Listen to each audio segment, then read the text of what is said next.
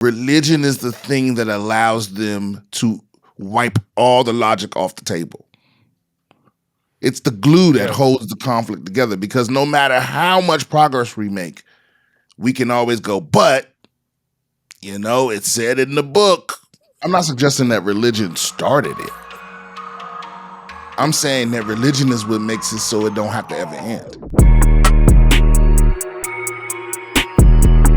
We need to bring back whipping boys. Remember that? Remember that whole concept that, like, if you fucked up, there was another kid that would get the ass whooping?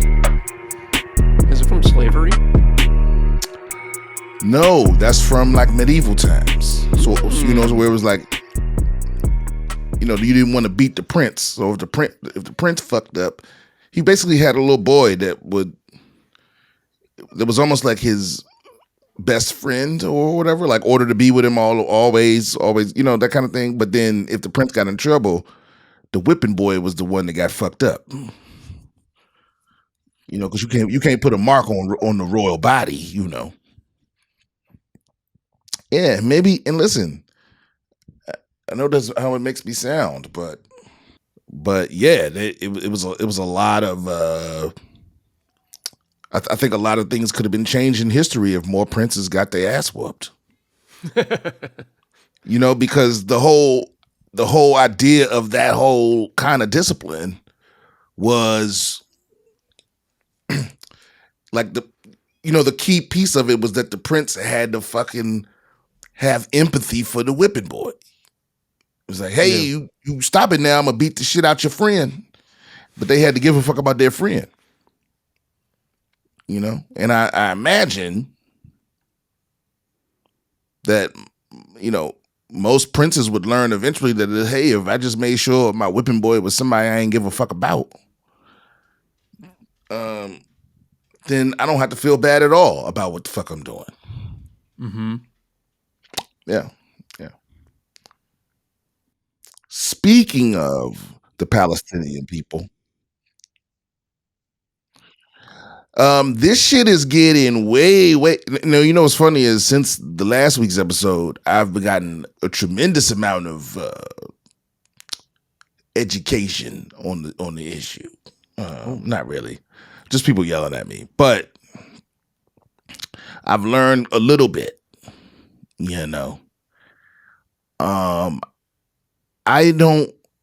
I've seen videos of like this Israeli general, like basically like that genocide talk, like we're gonna wipe them all the fuck out, type shit. And it looks like that's what they're trying to do. Yeah.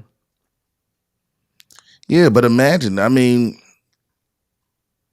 bro, and I don't know the point of us getting involved. Like, if we can't make peace between Crips and Bloods, we definitely ain't gonna do nothing about that shit over there. Because those gangs weren't started on some religious beef. It was straight up street shit. Do you even think it's really a religious beef?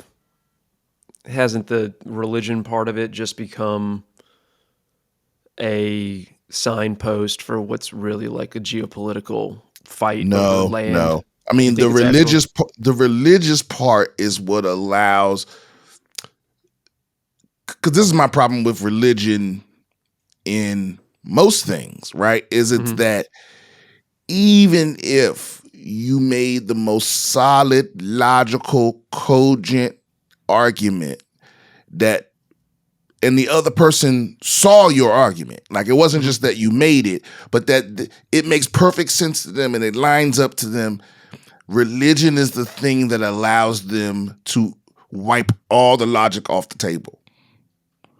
It's the glue that holds the conflict together, because no matter how much progress we make, we can always go, but, it said in the book. True. So fuck you. You know what I mean? Think about how many things we do that don't make any sense unless you believe your religion. Mm-hmm.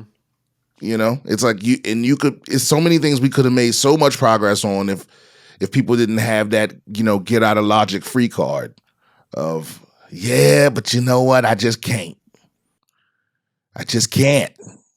You know what I mean? It's like, and you don't have to make any, if you're really deep in your beliefs or whatever, you don't got to make any argument past that. Hey man, I just can't do it. I can't do it. It's right there. But Right what I there in think the what I'm book. asking is like in Ireland, for instance, right? You have Catholics versus Protestants, and that fight wasn't really about religious disagreements over whether or not Mary was a virgin and whether, which miracles Jesus performed or whether the blood or the wine really turns into blood or anything like that. It was about whether they want to be ruled by the British monarchy. And so Right, right. Protestantism became a badge that meant that you were on that side of the conflict, right? But they weren't Well, really yeah, fighting over religious I'm not shit. suggesting that religion started it. I'm saying that religion is what makes it so it don't have to ever end. A word. Because, like I said, if you want to, you could just erase all progress with that. Hey, man, that's my belief. Mm-hmm. You can sit there all day and what's 1 + 1? 2. What's 2 + 2? 4. Okay, so yeah, but it says in the book, thou shalt not 5. And you're like, okay, well, I guess we're back to square one. Because again, even though the people that started shit may not have had real religious shit going on, Right. it is a good way to convince a big swath of people. It's like you might like the leadership may not have purely religious motives, but they do know that's a damn good way to get everybody else on their side. Yeah. I think what is so fucking interesting is to watch the reaction of actual Israelis versus the reaction of American Jews. Mm-hmm. It's you know what? It kind of reminds me of, remember a year or 2 or 3 ago when Americans were upset about Americans doing K-pop. Like there were American people trying to do K-pop. Oh, okay. And the criticism they received from Asian Americans versus all the love they received from Koreans, for actual Koreans. Right. You know what I mean? Like Korean Americans were like, it's cultural appropriation and whoop-de-whoop-de-whoop. But Koreans were like, oh, we love that people are doing that shit. So it's so strange to, what is that? What is the missing thing between the two? Is it, because I've heard you say on several occasions, cancel culture, outrage culture, that's not real. Right? And maybe, and I know we've had long Yeah, I back think and it's forth about it. overblown. Maybe I should amend that. I think it's Well, way look, fucking perhaps overblown. the consequences are not real. I think we've had this argument before. Yeah. The consequences are not as real as they are portrayed to be, or not as prevalent as they are portrayed to be. But the intent is real. Yes. Because the average person thinks they can destroy you if they get you in like a gotcha type of moment.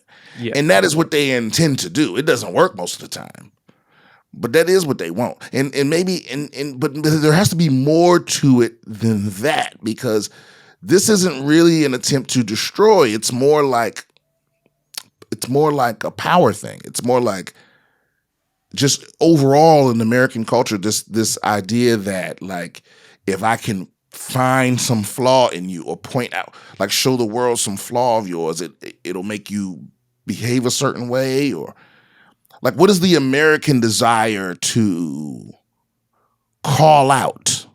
Because that's really what it is. It's call out culture. It's, you get kind of social points for calling people out, depending on what circle you're in. Actually, in every circle, it just depends. The only thing that's different is what you can call people out for, but it's almost like the most people have this desire to be like, yeah, so I called him out, I noticed that a lot amongst the youth as well, but yeah, I don't know. I think it's 21st century purity culture. You know, Yeah. it used to be you had to keep yourself sexually pure and religiously pure, and we've become less religious over time, but we still Don't you let have the that. wrong people hear you say that. We've become, that there's something in us as human beings that like pushes us towards demanding purity of other people. And I think that now it's, what food do you eat? What kind of car do you drive? How much money do you make? These are all what media do you consume? All those things are how we judge other people about how pure they are. But it's just purity morality. Yeah, facts. You know what's so funny too is I have yet, like, and again, I'm not going out of my way to do no deep dives into nothing. I'm an ultra crepidarian to the core, but I haven't seen I haven't seen any Israelis that aren't in the government talk about this. I've only seen American Jewish people and Israeli government people talking about it, but it seems like the mainstream news isn't really. What's so funny too is I'm absolutely shocked at how little Israelis I know. I think I own. I mean, I know one person that is like of Israeli descent, not like he maybe he was born, or both his parents were born there, or he was raised there and moved here or something like that. Sure. And I know one woman, but I don't know her enough to get her strong opinion on shit. I know a couple of Israelis, and then I know a couple of other people who are dual citizen. And what are you hearing them talk about? Well, they'll mostly talk about how the majority of Israelis sort of blame Netanyahu's government for the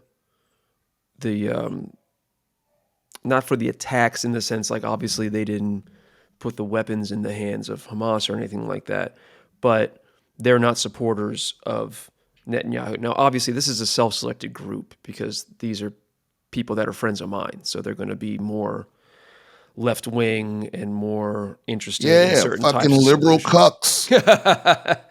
Just say it, Rob. That's what your friend group consists of. Yeah, liberal cuck soy boys. That's all. I mean, that's my entire friend group. Yeah, I mean, I feel like it's more of an oat milk crew, than soy, but it's just me. Okay, so we didn't even start the episode. First of all, everyone, welcome back. Episode, goddamn, I 84. believe 84. The moment if you guys have any questions, comments, concerns, you want advice from the advice champ, please email me at BSwithBrianSimpson@gmail.com, or you can leave us a voicemail at, what's that voicemail number, Rob? It's 323 blah blah blah blah blah blah blah. 323-451 451-1980. Also, if you want tickets to come see me on tour, go ahead to BrianSimpsonComedy.com. Don't forget also, I host every single week at the Comedy Mothership in Austin, Texas. BS with Brian. I'm sorry, that's not true. Bottom of the Barrel. It is an improvised stand-up comedy show where the suggestions are provided by the crowd, and you never know who gonna pop in. We always get the occasional blah blah surprise. But it's also very fun. We give away prizes. We're sponsored by Bug Assault. Check them out. They make guns that kill bugs, and it's awesome. I would honestly be a Bug Assault sponsor even if they didn't fuck with me like that, but they do, and the feeling is mutual. So we fuck with Bug Assault over here. So Rob, on a whole other note, Yes, sir. Microsoft now owns Activision Blizzard. The moment we've all been waiting for. At least I have. Rob's not so for it. Listen, I know this makes me a complete and total hypocrite because I am usually against monopoly type behavior. But it's just that Activision was so bad that it was almost like Blizzard started having like animosity for its fan base. Because this happened to Blizzard when they merged with Activision. This happened to CD Projekt Red when they were bought by whoever the fuck. It happened to EA a long time ago. And maybe the only one left standing is what? Ubisoft? Yeah, Ubisoft, I think. And they even had to break off a chunk of the streaming rights, or not, the cloud gaming rights to Ubisoft to push the acquisition through with the EU. Yeah, so what do all those companies I named have in common is that they used to have a stellar reputation. They came into the game wanting to do things differently. And they accomplished that, and they had a stellar reputation. I mean, solid release after solid release after solid release. And then they were acquired or merged with an evil conglomerate quietly. And then they used their reputation to trick those diehard fans into buying 3, 4, 5, 6 more games that were not up to par, that were half-assed, because now you notice this trend now is companies will release a game that's unfinished. They know it. They will apologize profusely as they use all the money you spent to kind of fix the game, and then they get a second run, and that's all they give a fuck about. I mean, this is what just happened with Cyberpunk 2077. CD Projekt Red probably had the most automatic buy reputation in gaming. From Witcher 2 on, anything they made, people, fans of CD Projekt Red were going to buy that shit. From Witcher 3 to Gwent to, whatever bullshit was in between. So Cyberpunk 2077 was supposed to be their masterpiece. And listen, I had a great time with the game because I had a very powerful PC and I didn't run into almost any of those glitches that plagued the console versions of the game because I'm a PC gamer. But still, they released this game in a buggy state. They released this game in a buggy state and they did the same playbook as everybody else. We promise we didn't intend. Yes, you did, motherfucker. Don't you got an Xbox? You didn't run that motherfucker one time? Because to me, it's like when millions of people are reporting the same glitch on day one on a console, that right there tells you that company don't give a fuck about you because everybody with a console got the same exact equipment. So there's no way you play tested that thing on a console and you didn't notice glitches in the first hour of the game. Like game-breaking glitches that like made it unplayable. So CD Projekt Red can suck my dick. Now they did just come out with Phantom Liberty expansion. Listen, like I said, I think underneath all of the bullshit, it might be one of the best games ever. I haven't dove into the expansion yet, but it's like if that game would have cooked for another year, it would have been amazing. It would be game of all time candidate just like Witcher 3. Because Witcher 3 wasn't perfect, if you ask me. But but now anyway, Microsoft has swooped in to buy Activision Blizzard, Activision Blizzard is one of the most in-your-face trash gaming companies out there. They really did a total 360 with this look on their face right here. So like that's how they're because Activision Blizzard used to have like a cult following. Like all those people that get him $20 a month or whatever the fuck it costs to play World of Warcraft. Mm-hmm. Like Blizzard could do no wrong up until maybe 6 years ago, something like that. Mm-hmm. Like around when the first Overwatch came out, maybe that was 7 years ago.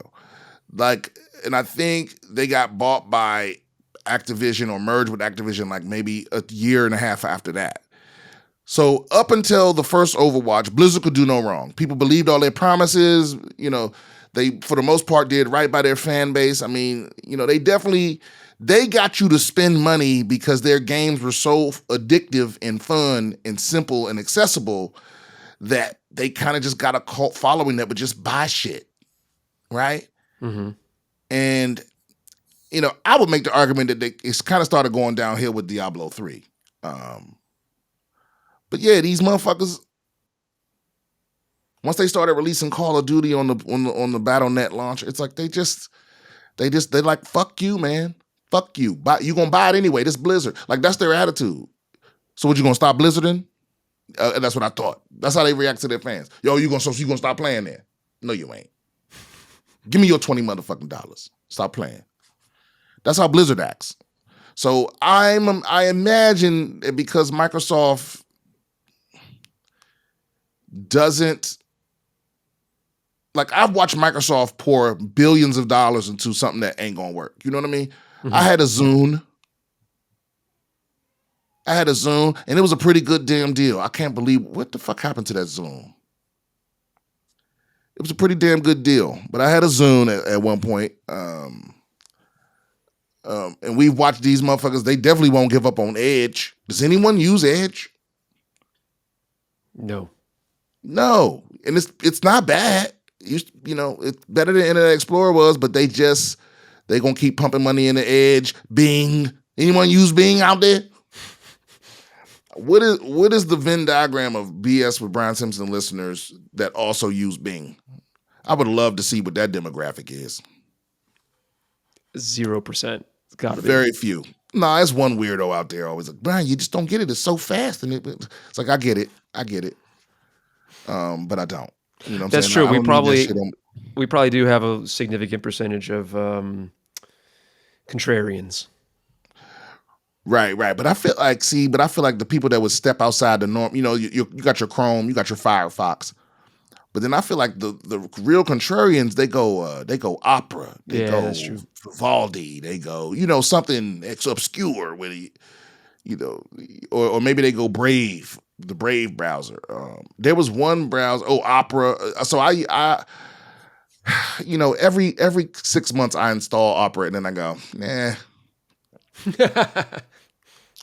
You know, because Opera used to be the shit, but now I feel like every company want to spy on you. They all want to spy on you.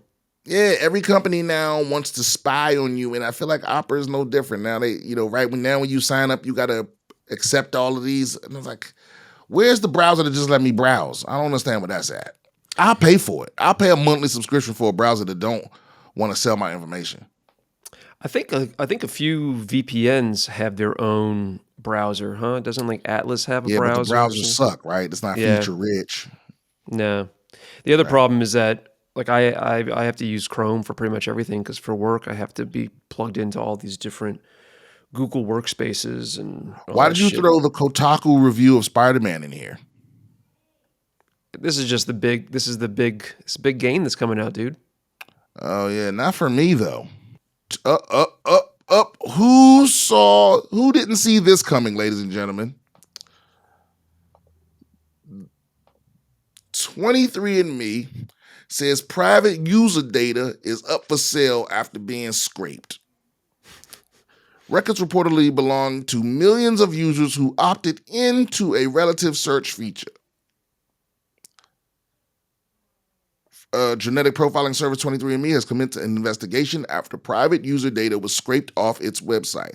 Friday's confirmation comes 5 days after an unknown entity took an online crime forum to advertise the sale of private information for millions of 23andMe users. The forum post claimed that the stolen data included origin estimation, phenotype, health information, photos, and identification data.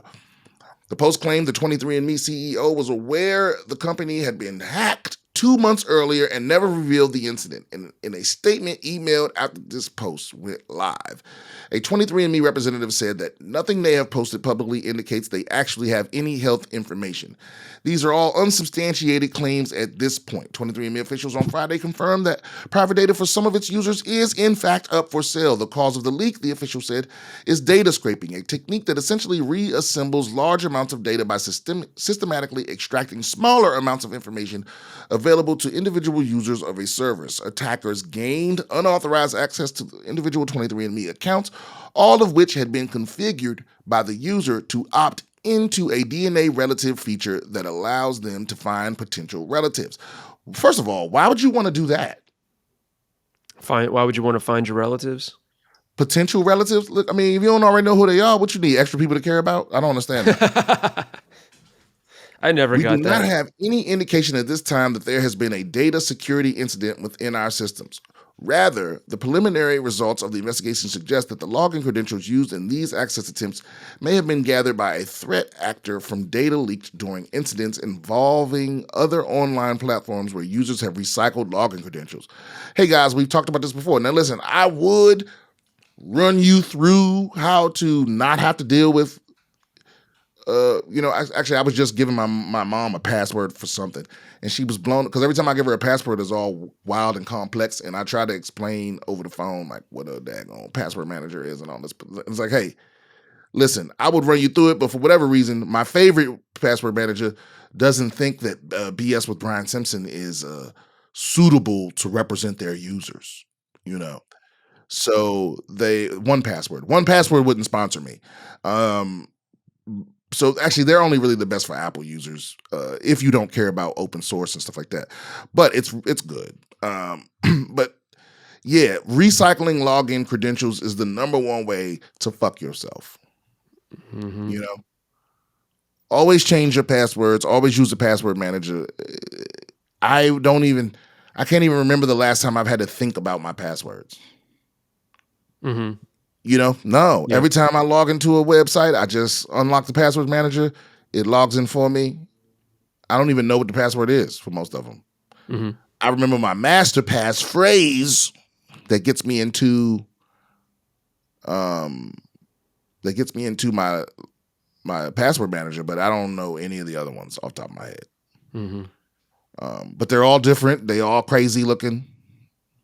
So it's wild to me that people still do this. The DNA relative feature allows users to opt in to view basic profile information. That's just you. That's just you being stupid. Don't.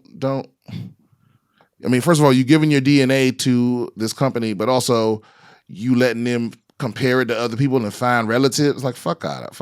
I don't need no new relatives. Yeah. What's different about this situation is that if because of the DNA matching program with 23andMe.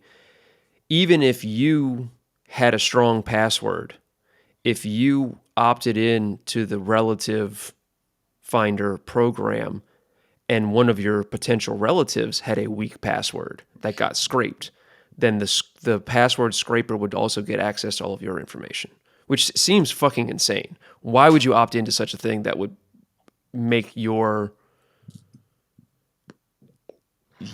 health information available to random strangers who just happen to be from the same part of the world? That's absolutely wild to me. What's the obsession with genealogy and shit? I don't know. I don't get it either because everybody want to believe they special. Oh, we royalty. We related to kings. Okay, I don't know if that's a good thing. Also, you're probably not. I mean, you probably are related to kings because, you have a lot of ancestors. Everybody's got a lot of ancestors, but also most of your ancestors are just fucking farmers. Deal with it. Right. We got an email that's directly connected to this. Hey, Brian. Love the show. My name is Nick. I live in Florida, and I'm 40 years old and currently in a relationship of 6 years, not married. She has 3 kids from her previous marriage. Okay, hold on, wait a minute. Okay. And I have 2 from my previous marriage, and our crazy asses decided to have 1 together. Wow, buddy, come on. Now, she did cheat on her last husband at one point. Oh, God damn, Nick. She did cheat on her husband.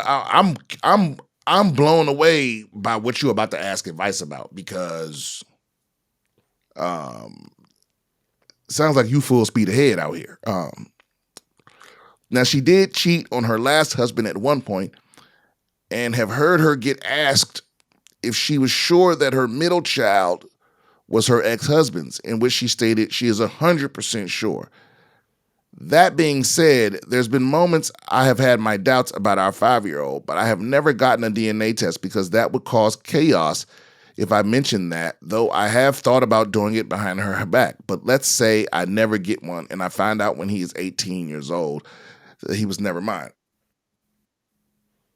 I would be completely torn because I would definitely be pissed off, but I love him and I wouldn't want him to feel like I regret him. But at the same time, I want to sue her ass if I could, because that changed my whole life and the trajectory of my life, you know. Yeah, my nigga. That's why you don't hesitate. You get it right now. Behind her back or whatever. Because listen, you know, for me, it's like, yo, if you having any doubts whatsoever, the longer you wait, the harder it's going to be to do, and the more devastating it's going to be to your life. You know, right now he's 5, man. That's 5 damn years too long. You know what I'm saying? I'd have took that first hair, the first hair that fell off their head, I'd have took that motherfucker to the lab. Because like you said, you know, you got this woman, she got 3 other children. You got doubts about the middle child from her previous marriage. And now you got doubts about your child with her. It's like, hey, bro, what are we talking about here? You're running from the truth. You're so afraid that the results might be that the kid ain't yours.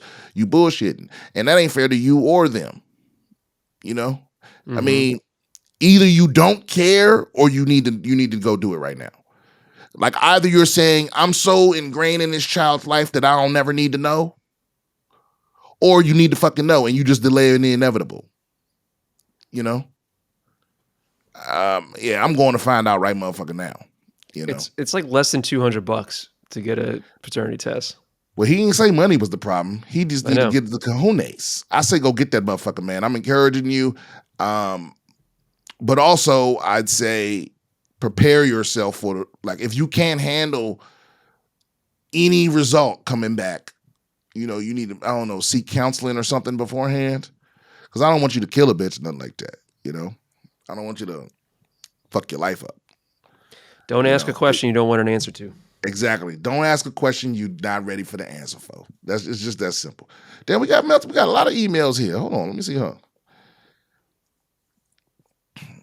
this is from Cameron here. I'm 33, big fan of the pod. Enjoy your comedy and your general discussion and talk of PC gaming on the pod. My question is about a big conflict within my relationship of 2 years with my girlfriend. Oh, man.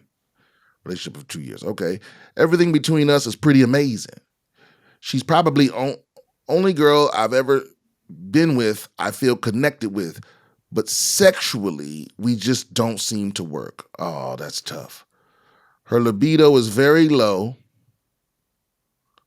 but I'm the one that has to initiate anything, which leads to a lot of me being turned down, and it takes a toll.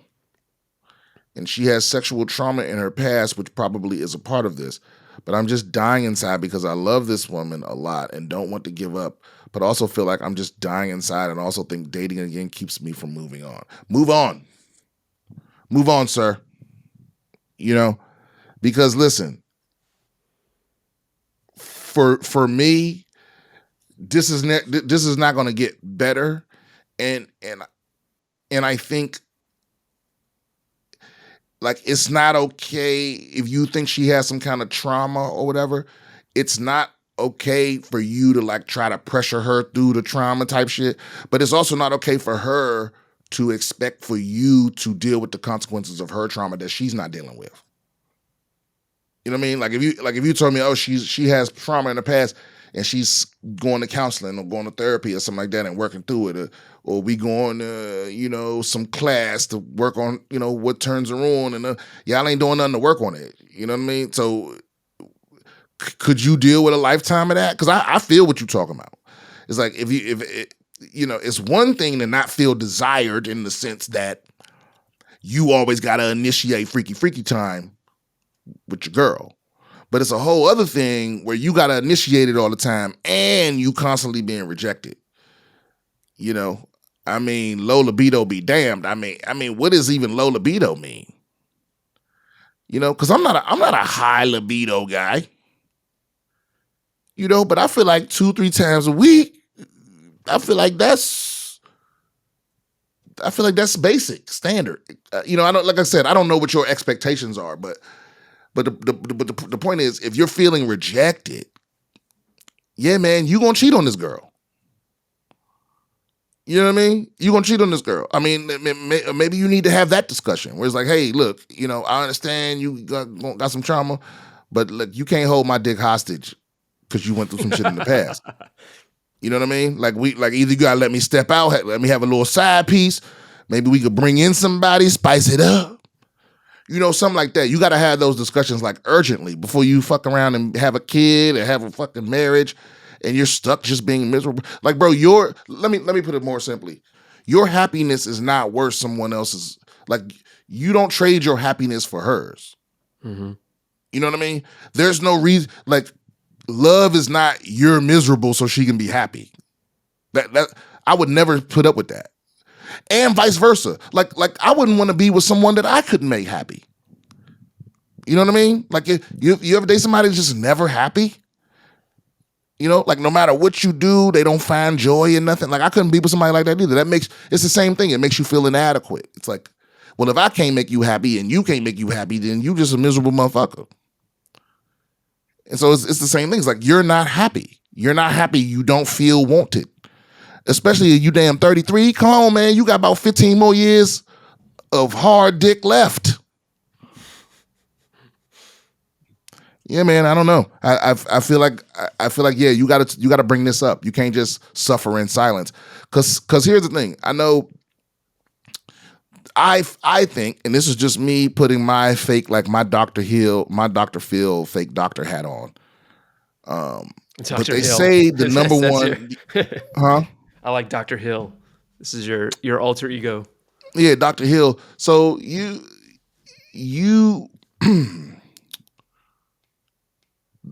when you hear people talk about what the number one problems in relationships are, they always go, money. What's the other ones, Rob? It's money problems. It's sexual it's infidelity. It's all these other things.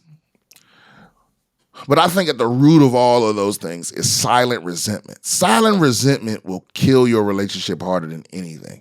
Because silent resentment is like, it's cancer. Because you can still be together technically on paper and have been broken up years ago.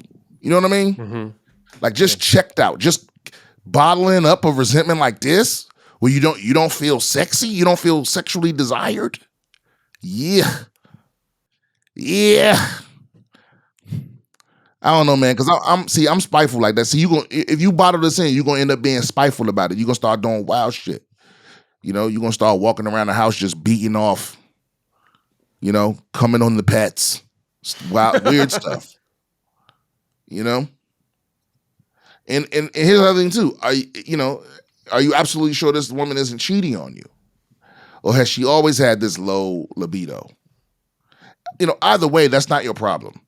It's like but I suggest that you not stay in a relationship like this, or you have this talk with your woman to see if there's a resolution that could be fixed. Because, hey, babe, it's fine if you ain't trying to get fucked. You trying to get fucked once a month, right? Like it's the Middle Ages. Like you trying to get our monthly fuck. Like I'm coming back from battle.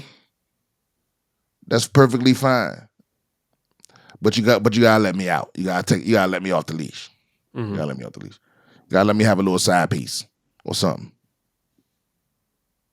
Get y'all one of them entanglements. Like Will and Jada. Well, they're done now, aren't they? I don't fucking know. I'm done keeping up with those fucking people. Okay, email Hannibal hotness. Wait a minute. How do those two things? Hello, Brian. As much eye candy as this provides, it's the audio that make me think I had to send this your way. History is something beautiful. Enjoy your Hannibal hotness. Let's hear it.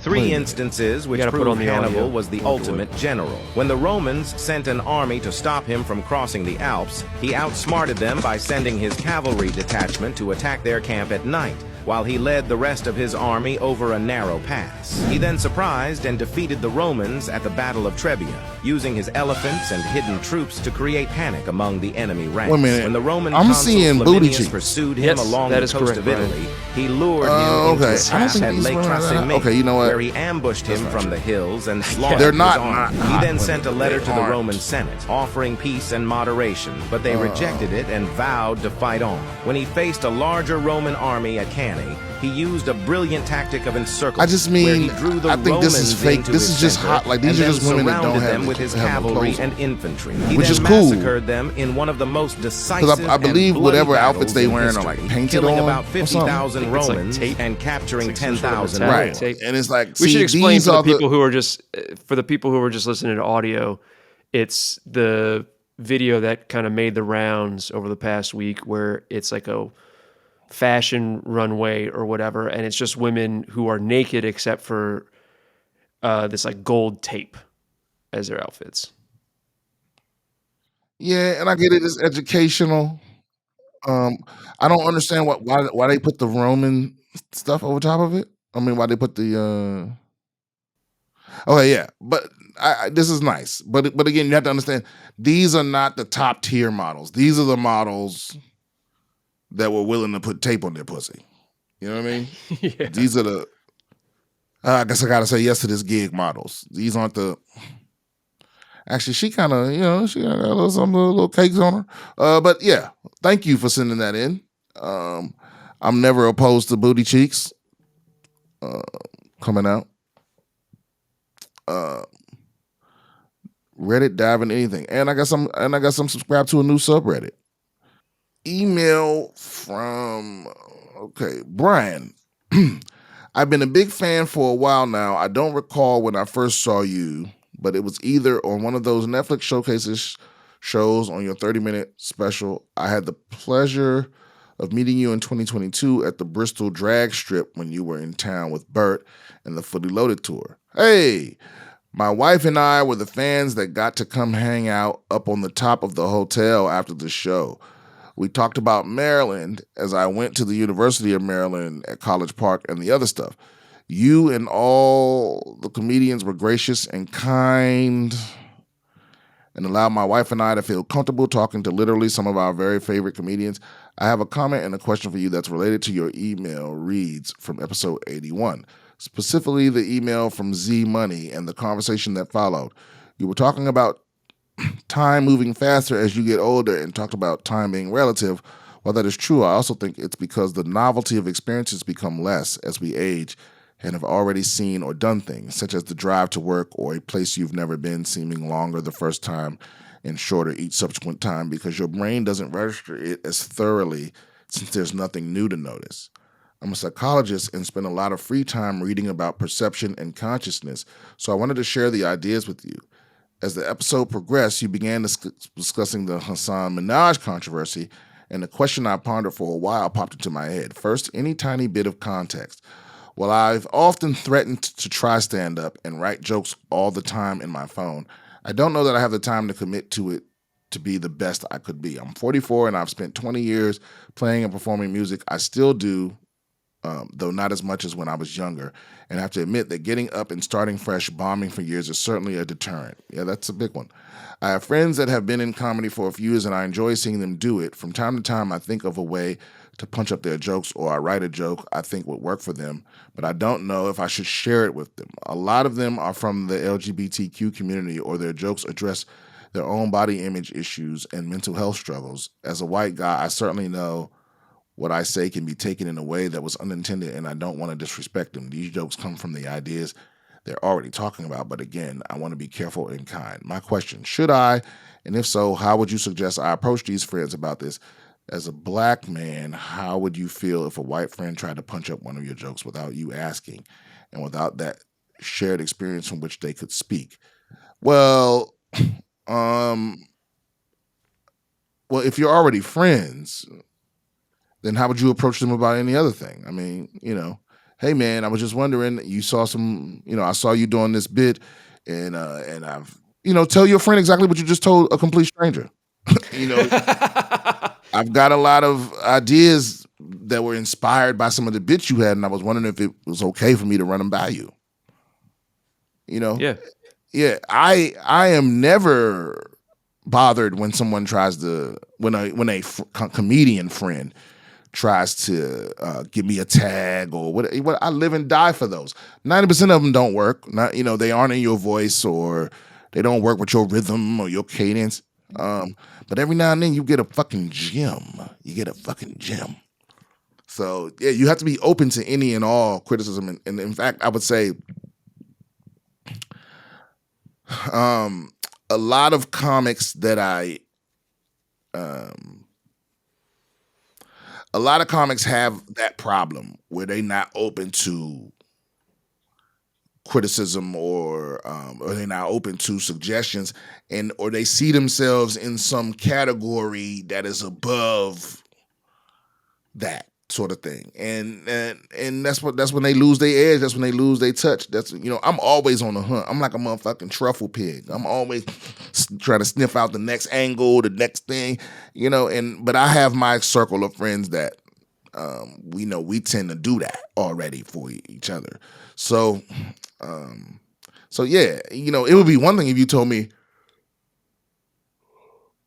you were walking up to a complete fucking stranger and trying to throw out stuff. But if this person is already your friend and you got an idea that's going to sharpen up their act, then why not? Now, the other question you got to ask is this person funny?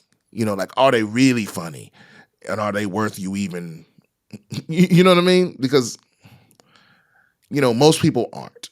That's all I'm saying. Most people aren't funny. Most comics aren't, like if you just took all the comics that are funny and let me rephrase that. If you just took all the comics that know how to consistently get a laugh, right? Most of them aren't funny. And if you take all the comics that are funny, which knocks it down to, most of them aren't original. So, and not that you even have to be any of those things to make it big in stand-up comedy, but they certainly help, and all I'm saying is, if I had a friend that wasn't original and wasn't funny, I wouldn't waste time giving them my ideas. I say go up there yourself. No, that's not true. That's selfish. No. Give your friend, your friend shouldn't take offense. And here's the thing, man. If they do, they're not going to make it. If your actual friend, if you go to give them some kind of, you go to throw them a tag or something to try, and they don't, and they get upset that you would even suggest it, they're not going to make it. So either way, even if you lose a friend, at least you won't be subjected to their shitty comedy in 5 years or whatever. All right, let's do one more article and get the fuck out of here. Oh, wait a minute. Hold up. Now, might be something positive. Scientists grow whole model of human embryo without sperm or egg. What? Scientists have grown an entity that closely resembles an early human embryo without using sperm or eggs or a womb. Man, here we go.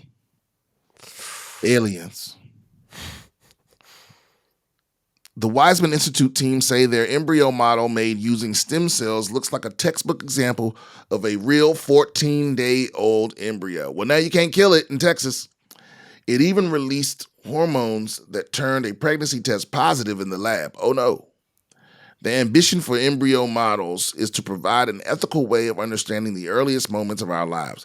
The first weeks after a sperm fertilizes an egg is a period of dramatic change from a collection of indistinct cells to something that eventually becomes recognizable on a baby scan. The crucial time is a major source of miscarriage and birth defects, but poorly understood. It's a black box, and that's not a cliche. Sounded like a innuendo, sir. Our knowledge is very limited. Prof. Blah, blah, blah, blah, blah, blah.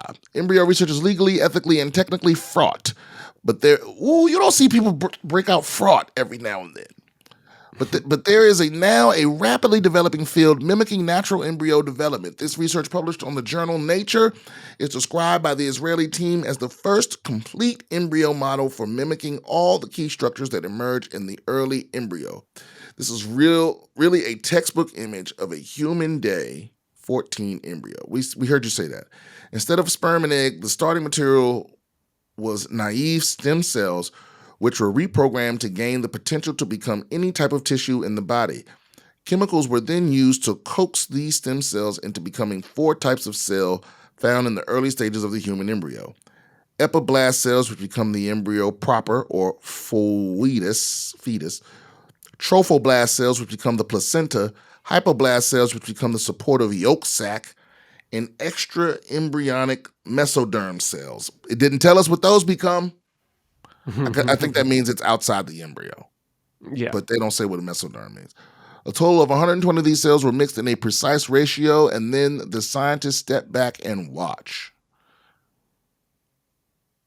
Okay, so the work also raises the question of whether embryo development could be mimicked past the 14-day stage. Yeesh. This would not be illegal even in the UK, as embryo models are legally distinct from embryos. Some will welcome this, but others won't like it. And the closer these models come to an actual embryo, the more ethical questions they raise. Facts. They are not normal human embryos, they're embryo models, but they're very close to them. So you should regulate them in the same way as a normal human embryo. Or can you be a bit more relaxed about how they're treated? Wait a minute, I thought embryos was fair game. No. No? So you saying, wait a minute. So you saying if I break into a lab and burn down, like if I burn down a fucking embryo lab, was that mass murder? Or are embryos, even though distinct from full human beings, they do have some kind of distinct legal protection. Is that what they're saying? Yeah, the latter. Okay. So should you regulate them? So Professor Alfonso Martinez Arias from the Department of Experimental and Health Sciences at Pampa Fabra University, that don't sound like a real college, said it was a most important piece of research. Like that guy, okay. The work has, for the first time, achieved a faithful construction of the complete structure of a human embryo from stem cells in the lab, thus opening the door for studies of the events that lead to the formation of the human body plan, which means they're going to fucking put one of these embryos in a Chinese prisoner and see what happens. The researchers stress it would be unethical, illegal, and actually impossible. Wow. This happens so often that I say something and then am immediately debunked in the next paragraph. Like I say something in the middle of reading something. The researchers stress it would be unethical, illegal, and actually impossible to achieve a pregnancy using these embryo models. Assembling the 120 cells together goes beyond the point an embryo could successfully implant into the lining of the womb. For now. It would be unethical, illegal, and actually impossible. Right. But I feel like there's a lot of shit that they're not saying right there. The researchers stress it would be unethical. See, the thing is, I feel like if it was actually impossible, it would be no need to say it was unethical or illegal. Yeah. So what they're saying is it's not currently possible, but it's not impossible. Because why would it need to be illegal if it was impossible? That don't make sense. That's what I don't get. Like what? How? Yeah. Yeah, that's like somebody going, "Hey man, it's totally illegal for you to teleport to the moon." Well, yeah, but that's not possible. Yeah. You know, so it's like, why are we making a law about it? I don't get it. Yeah, I don't trust these guys. I don't know how much this bothers me. I mean, look, if an embryo is not a person, and I don't have my I don't have my office wall chart, my little infographic that shows me all the, how it goes from zygote to, I don't know all the steps to where it becomes where you can't abort it. But I think embryo is one of those. It's still on the side where like you can abort still. So, I also don't understand why there's laws protecting embryos either, since they're not people. But intellectual consistency is not our government's strong suit. That's true. I think it's more connected to preventing human testing. So I don't think it's necessarily that the 14-day embryos or whatever have any sort of individual rights or anything like that. It's more about a practical concern for preventing human experimentation. Right, because they don't want babies born with any kind of defects and stuff like that. Yeah, exactly. Right. Which is how we'll never be on fucking Mars, because the idea of us ever like. Oh yeah, this idea that we won't absolutely destroy the human race before we make it off this planet is asinine at this point. Yeah. The level of focus and cooperation it would take for us to actually terraform another planet, we're just not capable of it as a species. We the wrong ones. We got the perfect mix of just we're suicidal as a group. Did you see the video that they had of that they released of the Martian surface from the rover? No. It went like 360 degrees around, and you could hear it had audio as well. And it really just crushed so many people's dreams of moving to Mars, because they saw that video and they're like, that's it? That's what Mars is? Because it's just a wasteland. It's depressing as fuck, the idea of going to Mars. Well, what was people expecting to see? Trees? I don't know what they thought. I mean, I think lakes, oceans? I think the idea of going to space and landing on another planet and building a society there is very sexy to some people and very interesting. And I think when you see just the reality of what the surface of that planet is like, a lot of the romance falls away.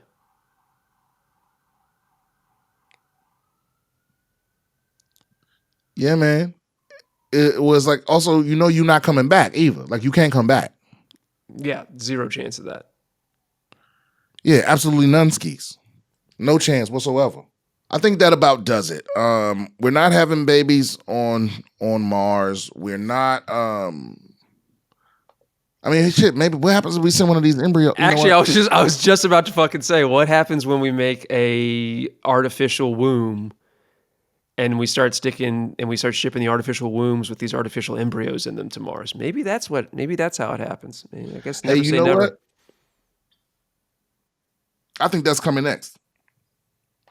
I think that's definitely coming next.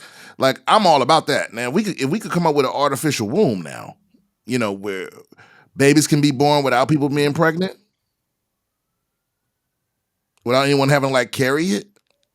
That's like you just check on your baby like you call the Uber. You just look for the notification. Your baby's now 9 months.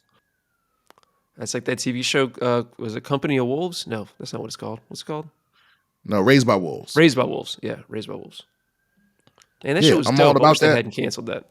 I'm all about that. Now that would really change a whole dynamic in society. You know what I mean? Yeah. Like if you could have a baby and still stay hot without being rich. You know what I mean? Have a baby with no stretch marks without fucking wrecking your vagina. Man.